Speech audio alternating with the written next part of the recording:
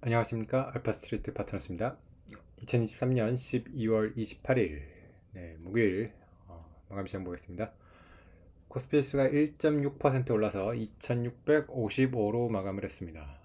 오늘 올해 마지막 거래일이었습니다.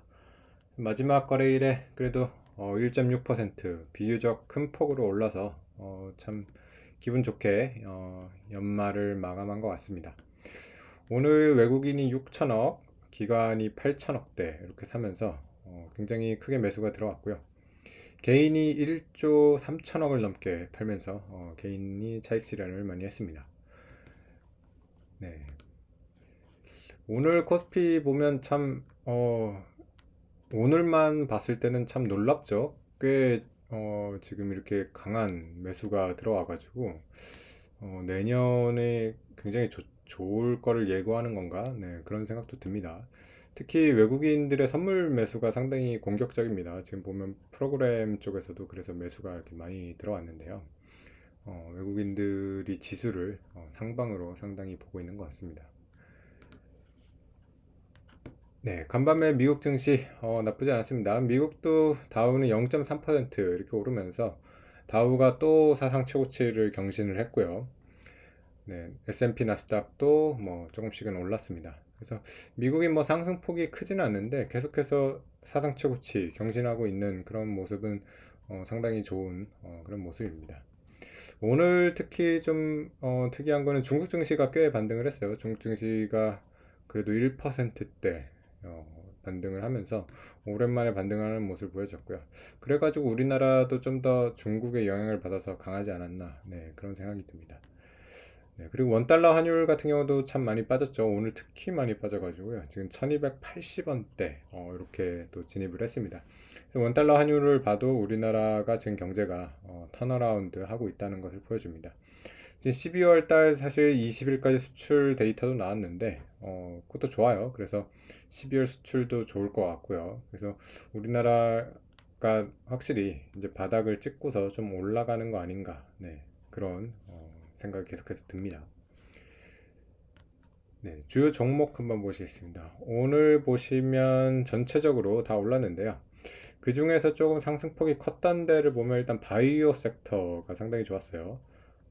삼성바이오로직스가 4%, 셀트리온이 6%대 이렇게 오르면서 가장 상승폭이 컸던 것 같고요. 그리고 금융주도 상당히 좋았어요. 금융주도 보면 KB, 신한 다 3% 정도 올랐고요. 메리츠 금융주주는 6% 이렇게 오르면서 어제 배당락 빠진 거 그대로 다 하루 만에 되돌렸습니다. 그래서 메리츠 금융주주 주주 환원이 워낙 좋기 때문에 참 좋은 회사 같습니다. 다시 거의 뭐 연중 사상 최고가 근처로 이렇게 오는 그런 모습입니다. 네, 그리고 오늘 또 보면 현대차 그룹이 상당히 좋았어요. 특히 기아차가 10만 원대를 이제 터치를 했고요. 현대차도 2.5% 이렇게 올랐습니다. 기아 같은 경우 상당히 그 조용하게 많이 올라왔어요. 지금 보면 시총 순위 자체도 삼성전자 우선주를 빼면 지금 7위가 되겠고요.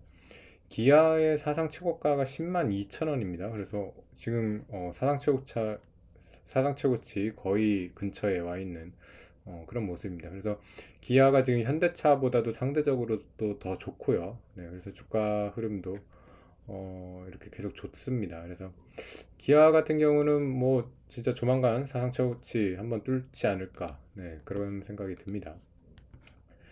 네, 그 외에 뭐 반도체도 나쁘진 않았습니다. 조금 올라오긴 했어요. 삼성전자도 0.6%, SK하이닉스도 0.8% 정도 이렇게 올라오면서 삼성전자 오늘도 연중 최고치 경신을 했고요. 결국에 올해 말을 최고점으로 이렇게 마감을 하게 됩니다. 종가가 또 고가라는 점 상당히 지금 좋아 보입니다. 종가가 고가인 경우는 계속해서 매수가 이렇게 들어왔다는 거거든요. 네. 그래서 뭐 상승폭은 다른 종목에 비해서는 크진 않았지만 워낙 또 최근에 많이 달려왔죠. 네. 반도체도 상승을 이어갔습니다. 그리고 오늘 2차전지도 나쁘지 않았어요. 2차전지도 뭐 대체적으로 이렇게 상승을 했습니다. 삼성 SDI가 3%대로 좀 많이 상승을 한 그런 모습입니다. 네. 그래서 이렇게 코스피가 결국에 올해 2655로 마감을 하면서 비교적 좋은 숫자로 마감을 했고요. 연중 최고치는 경신은 하지는 못했습니다. 사실은 연중 최고치가 이때 23년 이제 8월 4일 찍히는데요. 8월 달에 이제 2660대까지 간 적이 있어서 오늘은 뭐 2650대니까 연중 최고치는 살짝 못 미쳤지만은 그래도 거의 10월 달에 저점이 조금 이상했던 것처럼 이렇게 V자 반등을 이렇게 보여줬습니다. 네. 그래서 내년에 이 기세를 이어서 계속해서 상승할 수 있을지 한번 지켜봐야 될 것 같아요. 일단 뭐 반도체나 이런 것들이 워낙 지금 좋기 때문에 삼성전자 하이닉스가 사상 최고치를 경신한다고 하면 주가 지수도 뭐 3,300이 지금 최고점이죠. 거기를 한번 노려볼 수 있지 않을까 그런 생각도 드는데 네, 뭐 결과는 좀 나와 봐야지 알겠죠. 오늘 또 보면 재밌는 기사가 하나 있었는데요. 보면 오늘 이제 마지막 거래일이다 보니까 이런 기사들이 많이 나오는데 시총이 359조 원 이렇게 늘었다고 합니다. 그래서 보면 이 359조 원이 어느 정도냐면 이제 코스피 같은 경우는 20%가 늘었다고 합니다. 그래서 20% 늘었는데 근데 지수는 18.7% 상승했어요. 그럼 보면 이 시가총액이 항상 우리는 더 많이 늘어요. 이게 지금 사실은 한국 시장에 저는 디스카운트 요인이라고 보거든요. 그만큼 주식 공급이 많다는 얘기입니다. 그래서 시가총액이 20%가 늘었는데 지수는 18.7%밖에 상승하지 못했다. 미국 같은 경우는 오히려 시총보다 지수가 더 많이 상승합니다. 이거는 자사주 매입 소각이 워낙 많기 때문에 그런데요. 우리는 코스피가 상당히 우량 지수임에도 불구하고 코스피조차 시총이 지수보다 더 많이 오르는 그런 상황이 지금 목격되고 있습니다. 그래서 올해 우리나라 증시가 상당히 안 좋았음에도 불구하고 주식 공급이 많았다는 얘기예요. 올해 돌이켜보면 삼성이나 현대 빼놓고서는 다 유상증자를 했거든요. LG도 디스플레이가 유상증자를 했죠. SK 이노베이션이 유상증자 했습니다. CJ CGV 유상증자 했고요.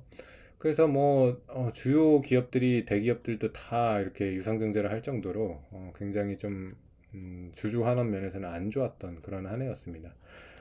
특히 코스닥은 뭐 말할 것도 없죠. 코스닥 지수 같은 경우는 지수는 27.6%가 올랐는데 시총은 36%가 증가했습니다. 네, 코스닥은 정말 끊임없는 주식의 공급이었다고 봐야 될 것 같고요. 코스닥이 이렇게 주식 공급이 많은 이유는 뭐 유상증자나 뭐 CB 뭐 이런 것 전환사채 같은 것도 많겠지만은 애초에 신규 상장이 너무 많아요. 보면 신규 상장 계속해서 나오고 있기 때문에 그런 신규 상장으로 자금 조달하는 IPO 기업들이 워낙 많아서 네, 코스닥 같은 경우는 이 시총과 지수의 상승률 괴리가 굉장히 큽니다.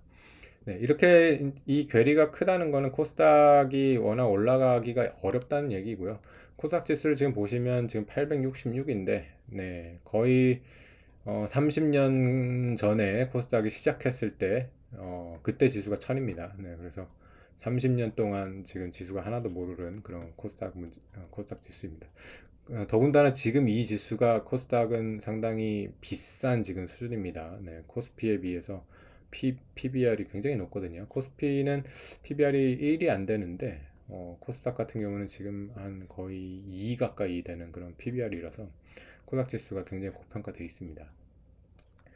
네, 어쨌든 뭐 이런 것들이 우리나라 좀 안 좋은 점이긴 한데 좀 점점 개선되기를 바라겠습니다. 이런 주주 환원이나 이런 것들이 좋아진다고 하면 사실은 코스피 지수는 굉장히 크게 올라갈 수 있는 그런 가능성이 있거든요. 그래서 내년에 뭐 그런 것들이 좀 좋아져가지고 내년 증시도 좋은 그런 한 해가 되면 좋을 것 같습니다.